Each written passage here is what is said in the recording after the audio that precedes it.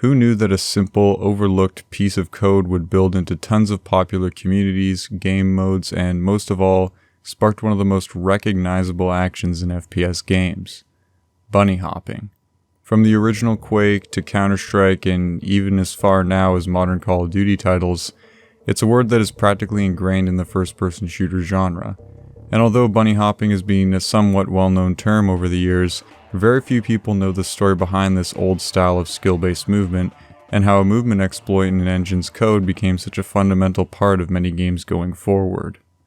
With hit FPS games like Wolfenstein 3D in 1992 and Doom the following year in 1993, id Software quickly developed a reputation in the industry. Despite looking rudimentary by modern standards, Wolfenstein and Doom are said to be the origins of the popular FPS formula known today, ushering in the genre for the next generation.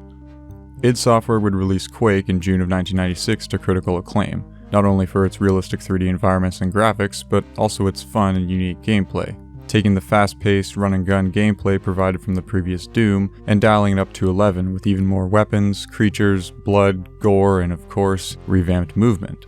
Naturally, as players blasted through the game, they noticed all these new features, and the most notable of them quite possibly being the ability to finally jump, literally adding another dimension to the game's movement and allowing for more interesting opportunities to play, past just running through hallways and up staircases.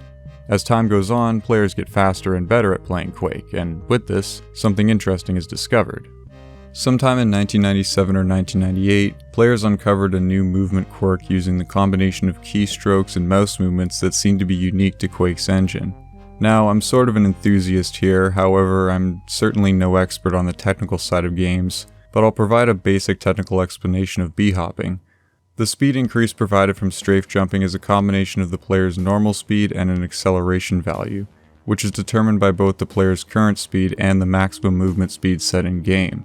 When traveling in one direction, the player's default maximum speed in Quake is 320 units, but if the forward key and a sideways key are combined for a brief moment, the player's speed is increased beyond the maximum speed value of 320 units, a technique known as zigzagging. Combining this increase in speed with a jump and strafe of the mouse will allow the player to launch themselves into a further jump, in which case the speed increase will stay constant due to there being no friction when traveling in the air.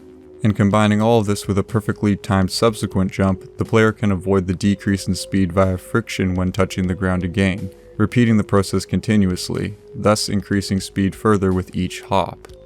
I would highly recommend checking out Matt's Ramblings video on the subject, as it goes more into detail and explains Quake movement at an engine level very well. This continuous and repeated action of strafe jumping was aptly named bunnyhopping or bhopping by the community, and was widely considered a sign of a veteran Quake player. Although it gained traction in the speedrunning community, it also did in Quake's multiplayer, which sparked a bit of a controversial reaction from the player base. Some regard it as a sign of a skilled player, and others think of it as an unfair exploit. Bhopping existed through Quake and Quake 2, but for a brief period after this, it almost didn't. With the release of Quake 3 Arena in 1999, John Carmack would effectively try to rule out strafe jumping and bhopping from the game. Although he admitted these actions were a sign of skill, he also believed the game was to be played utilizing side-to-side movement for dodging rather than continuous jumping. Thus, the movement in Quake 3 Arena suffered, feeling more awkward and sluggish than the previous releases. Of course, there was subsequent community backlash about the change, and id Software would soon reintroduce the unintentional mechanic back into the game, even designing many of their levels to play to its advantages. As the origins of bhopping lie in Quake, it also spread to many other games even still to this day, mostly due to the fact that some of these very popular games would use id Software's idTech engine as the base for their games or modifying them for in-house use.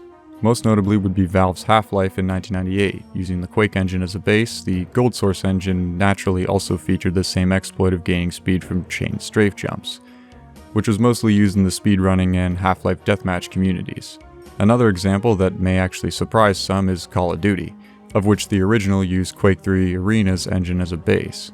Although the movement speed and actions were meant to mimic a realistic and thus slower paced format, so bunnyhopping didn't apply as much. But strafe jumping was still possible, even for much of the future releases in the franchise, which is what the COD Jumper and COD Death Run communities essentially developed out of.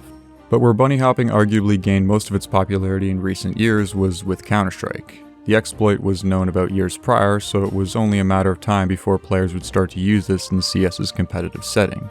This existed through most CS versions until around 1.4, when Valve developers would add a landing speed penalty, effectively bringing the player's speed back down to normal the moment they touched the ground again.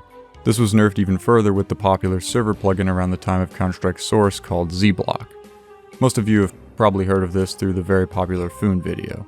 Zblock effectively limits the player's maximum speed via CVAR commands and was mostly used on ESCA competitive servers to stop players from abusing bhopping.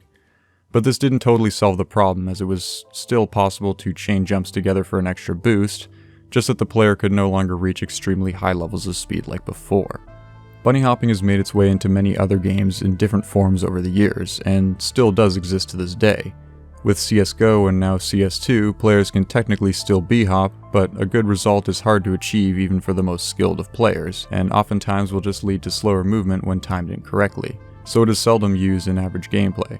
While bhopping doesn't live on as much in official modes for these games, it's still a large part of the casual community side of them, and by tweaking a few console commands, the action can be made much easier. Even having its own full-on community bhop mode through pretty much all CS and other Source Engine games, where the player's goal is to navigate a series of platforms by bhopping as fast as possible. But with the advent of many games trying to achieve a realistic feel and perfect levels of balance within the community, for all intents and purposes, skill-based movement has mostly been lost in official releases for most FPS games today, instead swapping out easier methods that are more accessible to all players rather than just skilled ones, such as the sort of jetpacks from some of the more controversial Call of Duty releases. So in short, although bunnyhopping has mostly been lost as the industry has evolved, it still holds an important place in history of the evolution of movement mechanics in games. And while the idea of players flying around the map at high speeds maybe isn't ideal, it is still possible today with some modern games, just with a little bit of patience and practice.